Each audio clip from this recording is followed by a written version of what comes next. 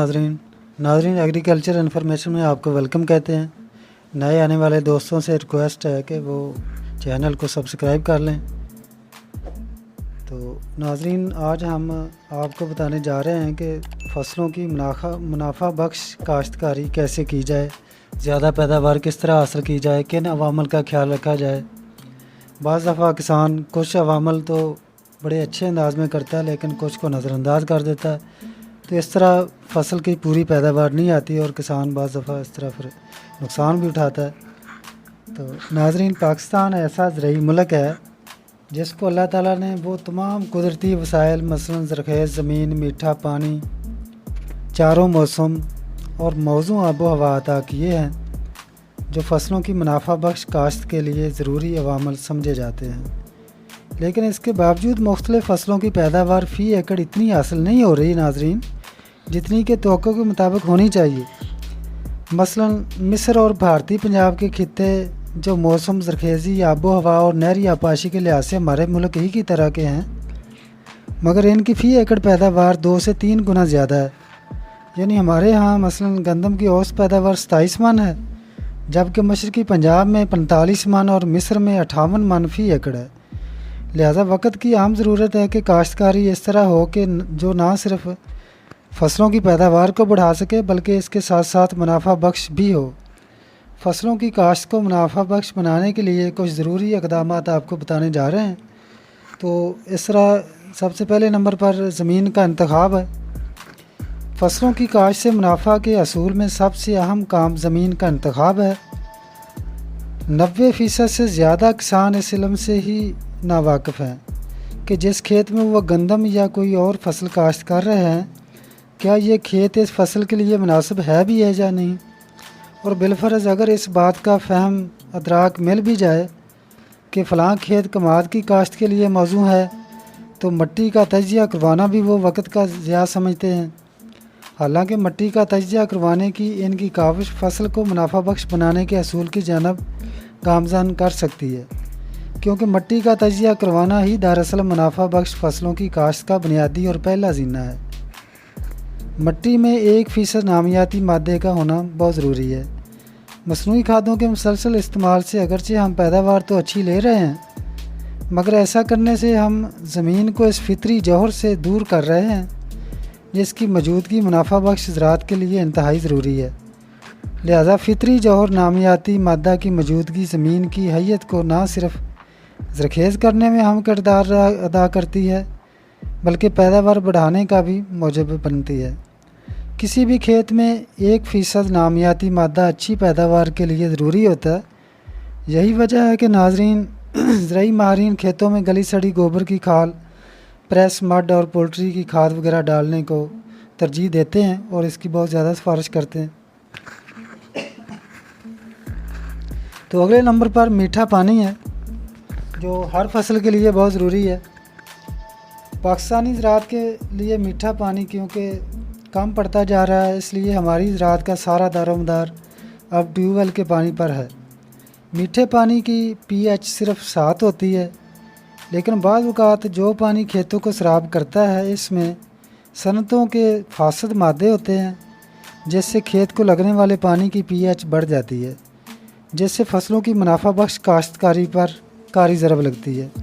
जबकि ट्यूबवेल के पानी की pH 7.5 होती है।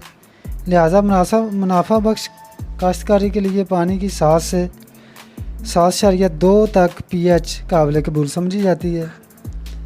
तो अगले नंबर पर ज़मीन की तैयारी की बारी आती है। फसलों को मुनाफा बख्श बनाने में ज़मीन की तैयारी बहुत ज़रूरी है। मुनासिब तैयारी करनी चाहिए। मुनाफा बख्श काश्तकारी में खेत का हमवार होना ज़रूरी है। जब काश्त के वक्त खेत नरम, भुरभुरा और तरोतार हालात में हो, यानी फसल के हिसाब से अगर खेत तैयार करना है या इसमें खालियाँ बनानी हैं, यानी ज़मीन की मुनासिब तैयारी और खेत का हमवार रखना कि पानी खड़ा ना हो, जैसे इक़दामात मुनाफा बख्श काश्तकारी के लिए बहुत ज़रूरी समझे जाते हैं। इसके बाद जड़ी बूटियों की बारी आती है। तहकीक के मुताबिक जड़ी बूटियाँ 1/3 पैदावार निकल जाती हैं। پیداوار کو ضائع کرنے کے لیے جتنا کردار جڑی بوٹیاں کردار ادا کرتی ہیں اتنا شاید ہی کسی اور عمل کا ہو۔ جڑی بوٹیاں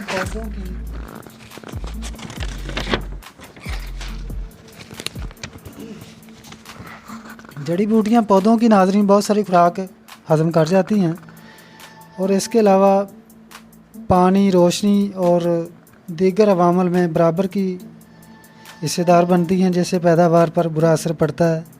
لہذا منافع بخش کاشتکاری میں جڑی بوٹیوں کی تلفی بہت ضروری ہے۔ کھالوں کی صفائی۔ منافع بخش کاشتکاری کے لوازمات میں کھالوں کی صفائی اور نکے پختہ کرنے کا کردار کسی سے ڈھکا چھپا نہیں، کیونکہ ان کھالوں کے ذریعے ہی پانی کھیت میں لگی فصل کو پہنچتا ہے۔ کھالے صاف ستھرے اور نکے پختہ ہوں گے تو پانی کا ضیاع کم سے کم ہوگا، فصل کو پانی بر وقت لگے گا، اور کھالوں کی صفائی سے جڑی بوٹیوں کی افزائش بھی رک جائے گی۔ ترقی یافتہ اقسام کی کاشت۔ زیادہ پیداواری صلاحیت والی اقسام کا انتخاب منافع بخش کاشتکاری کے بنیادی لوازمات میں کلیدی حیثیت رکھتا ہے، اور زیادہ پیداواری صلاحیت والی اقسام کا بیج زیادہ تر وہی ہوتا ہے جو حال ہی میں دریافت کیا گیا ہو، کیونکہ قسم جتنی پرانی ہوگی اتنی ہی اس کی افادیت کم ہوتی جائے گی۔ اس کے علاوہ بیج کا صحت مند ہونا بھی بہت ضروری ہے۔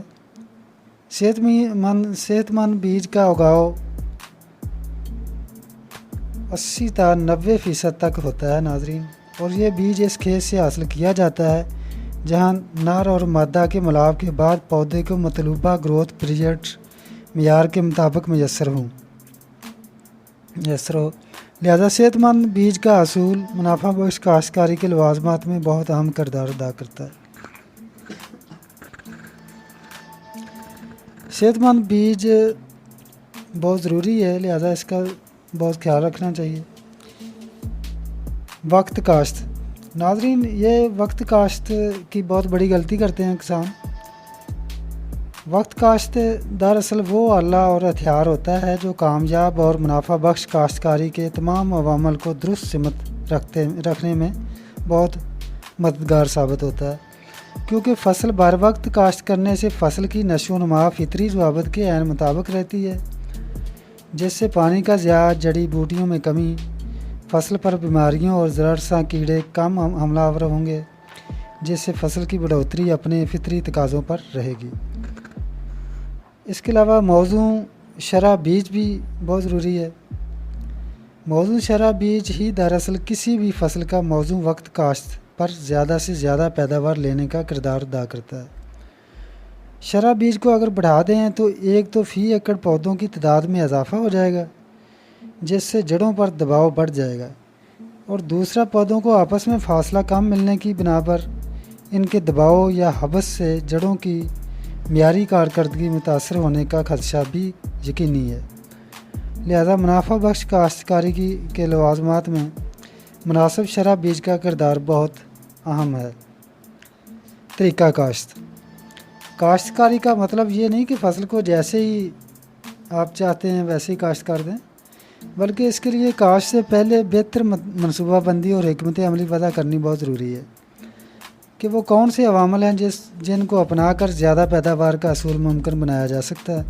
مثال کے طور پر گندم کئی ایک طریقوں سے، مثلاً کیرا، پور، ڈرل، سیڈ پلانٹر، گپ شپ یا شٹا وغیرہ سے کاشت کرتے ہیں، لیکن گندم کی پیداوار کے بہتر نتائج کیرے کے طریقہ کاشت سے حاصل ہوتے ہیں۔ اسی طرح دیگر فصلوں کا بھی اپنا ایک طریقہ ہے، ان کے مطابق کاشت کرنا چاہیے۔ اس کے بعد مناسب کھادیں ہیں۔ منافع بخش کاشتکاری میں کھاد کا کردار بہت اہم ہے، جیسے قلم میں سیاہی، ایسے ہی اس کا حال ہے کھاد کا بھی۔ سیاہی تو صرف ایک ہی صفحہ لکھنے کی ہے آپ کے پاس، مگر آپ اس سے 10 صفحے لکھنا چاہتے ہیں، ایسا ممکن نہیں ہوتا۔ تو ناظرین، کھاد کا کردار مٹی کا تجزیہ کروانے سے شروع ہوتا ہے۔ مٹی میں اگر نائٹروجن وافر مقدار میں ہے تو کھیت کو نائٹروجن کھاد دینے کا فائدہ نہیں۔ اس سے